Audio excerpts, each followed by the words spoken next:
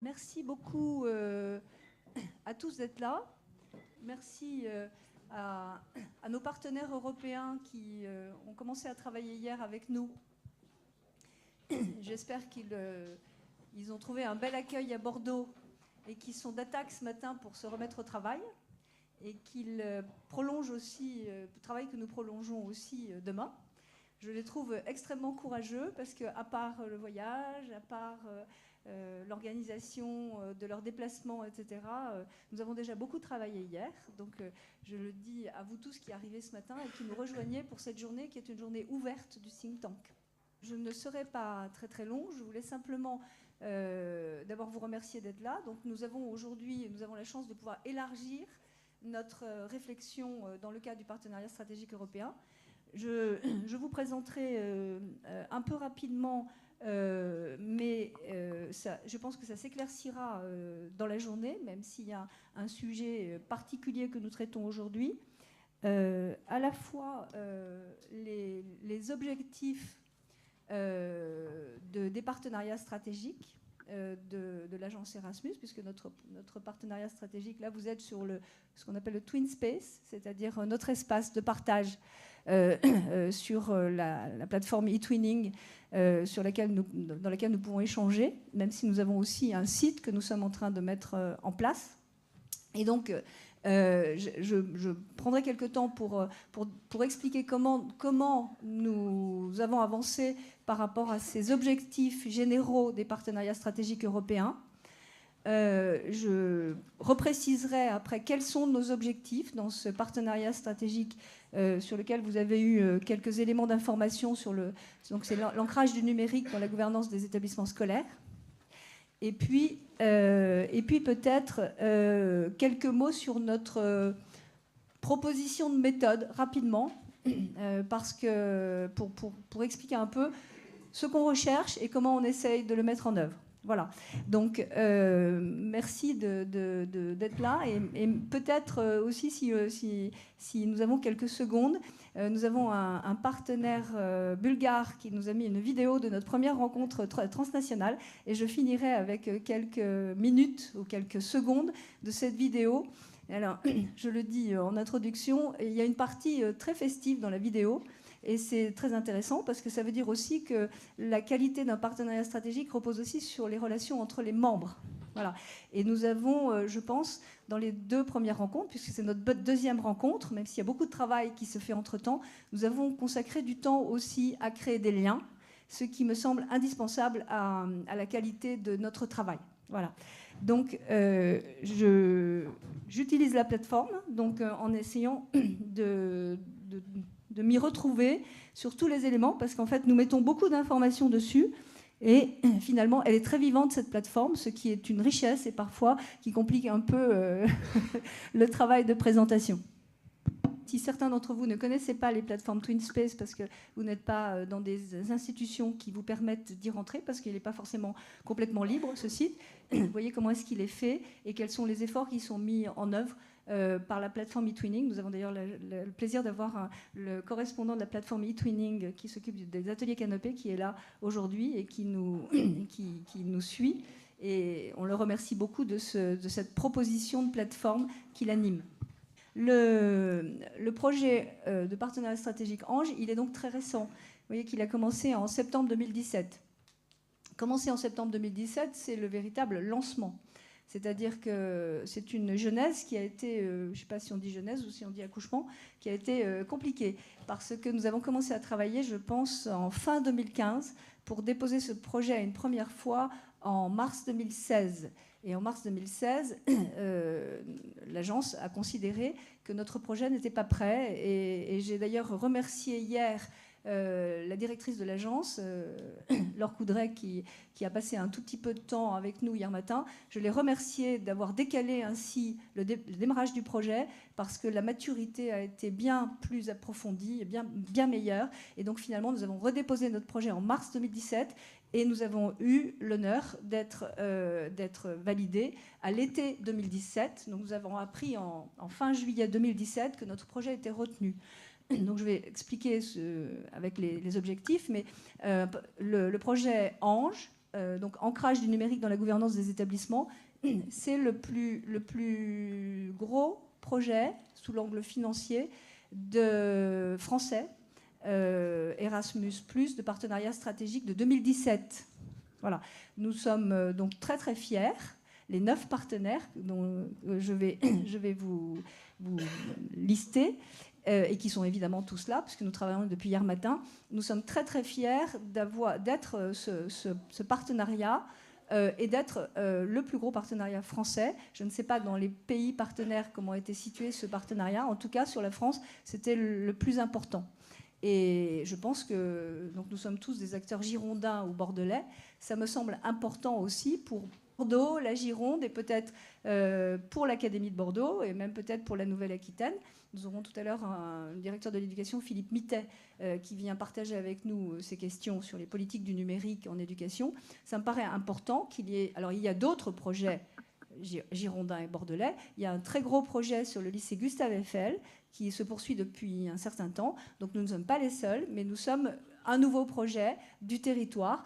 Et c'est important que le territoire se mette en relation avec les différents partenaires sur lesquels je vais attirer votre attention maintenant. Donc, ils sont listés dans la fin du premier paragraphe.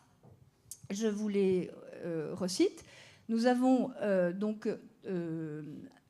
je commence par les partenaires étrangers, puis je reviendrai sur les partenaires français après. Nous avons l'université de Craiova, de Roumanie.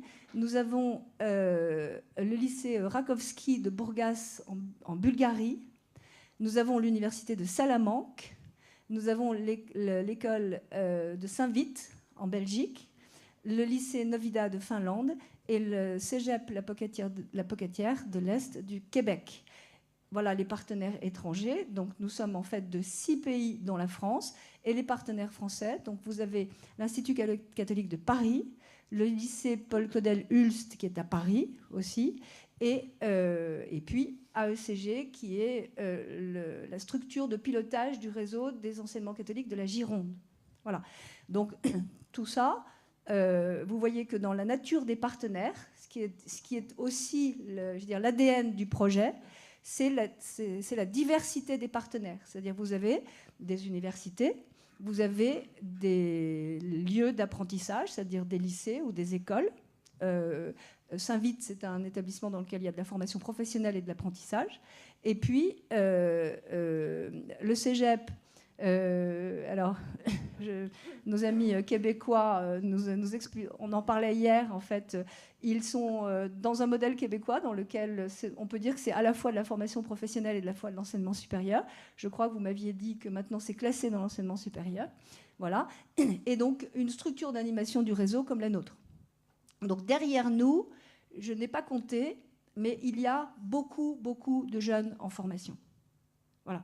Derrière nous, ou devant nous plutôt. C'est-à-dire, notre action est au service de jeunes et d'enfants, très nombreux. Alors, c'est un peu maladroit ce que je vais dire, mais ce que je connais le mieux, évidemment, c'est le nombre de jeunes et d'enfants qui sont derrière les établissements de notre réseau. Il y a 37 000 jeunes et enfants qui sont derrière le réseau animé par AECG. Voilà. Je ne sais pas, il y a probablement, on pourrait dire 100 000 peut-être, si vous voulez, 100 000 jeunes, d'une façon ou d'une autre, qui sont en relation avec le partenariat stratégique. C'est rien au niveau de l'Europe ou au niveau, puisque nous avons élargi l'Europe, c'est pas que le Québec ne fait pas partie de l'Europe, hein, je n'ai pas dit ça, mais nous avons fait rentrer nous avons fait rentrer le Québec dans le projet, ou le Québec a accepté de rentrer dans le projet, ou le cégep a accepté de rentrer dans le projet, donc notre horizon s'est beaucoup élargi, et nous sommes donc au service de tous ces enfants et de tous ces jeunes. Vous avez ici les objectifs d'un partenariat stratégique. Donc, vous voyez, donc, il y a à la fois, évidemment, si vous voulez, l'objectif, c'est la qualité de l'éducation proposée et la qualité de la formation. Donc, qualité et pertinence de l'offre d'apprentissage, qui repose sur comment est-ce qu'on peut avancer dans la qualité de cette offre d'apprentissage. Nous sommes convaincus que l'éducation, c'est de l'immatériel qui crée de l'immatériel. C'est une ressource immatérielle, c'est-à-dire ce sont des acteurs nombreux, formés, impliqués. C'est par ce développement des compétences professionnelles que nous arriverons à accompagner les jeunes et les enfants dans le développement de leurs compétences, connaissances, culture, si je reprends la notion de socle commun, qui est une notion française. Donc, vous voyez, les trois autres items, c'est-à-dire développement professionnel des acteurs, voilà, c'est notre finalité. Nous n'avons pas d'autre finalité que ce développement des compétences professionnelles des acteurs avec lesquels on travaille dans nos structures. Capacité d'organisation active, c'est la question du pilotage des structures. Comment les chefs d'établissement, comment les équipes de direction réussissent à faire avancer en qualité les systèmes qu'ils ont à piloter. Et puis, nous sommes convaincus aussi que cette amélioration du système éducatif ou des systèmes éducatifs dans lesquels nous sommes passe par des pratiques innovantes et les échanges et la réflexion autour des pratiques innovantes. Donc, ça nous a conduit à nos objectifs. Voilà. Donc, un leadership scolaire efficace, c'est-à-dire un travail d'accompagnement au développement des compétences professionnelles des chefs d'établissement, des pilotes des organisations scolaires. Voilà.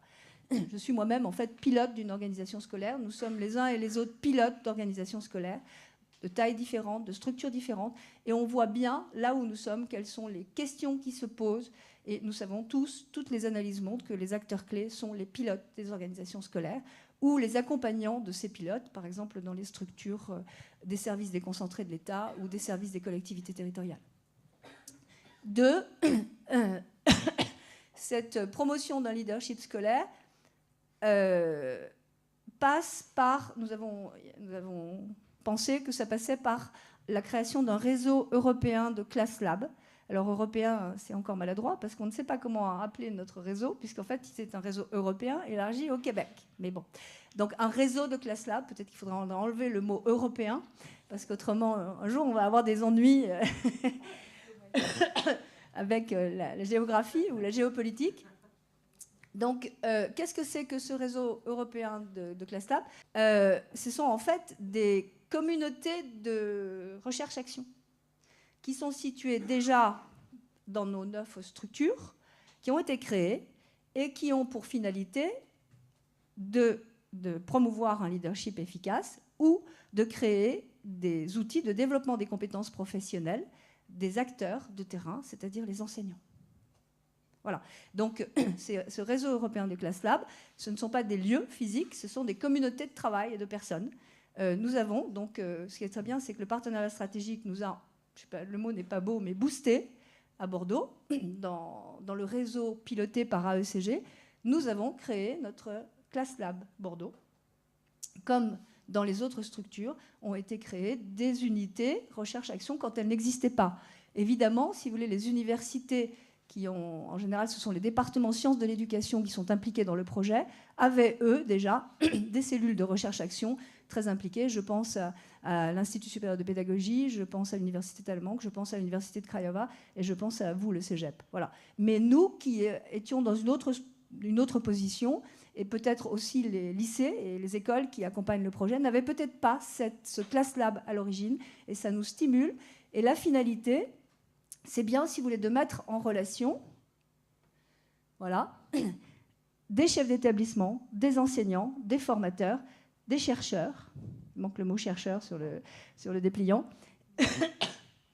qui vont partager autour de situations d'expérimentation, qui sont soit des situations d'apprentissage et d'enseignement, soit des situations de pilotage, les deux étant considérés comme ayant des finalités d'apprentissage et de pilotage, ou des caractéristiques de pilotage, de façon à voir comment on peut améliorer ces expérimentations, les suivre, de façon à créer tout un appareil qu'on appelle une boîte à outils, donc de formation en ligne et pour nos acteurs dans nos réseaux.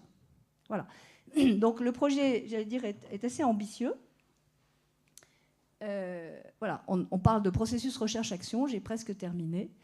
Et évidemment, si vous voulez, ça renvoie à une compréhension du développement des compétences professionnelles que nous n'inventons pas, qui est travaillée par les chercheurs et par les acteurs en charge du développement des compétences, qui est que l'organisation elle-même doit être apprenante.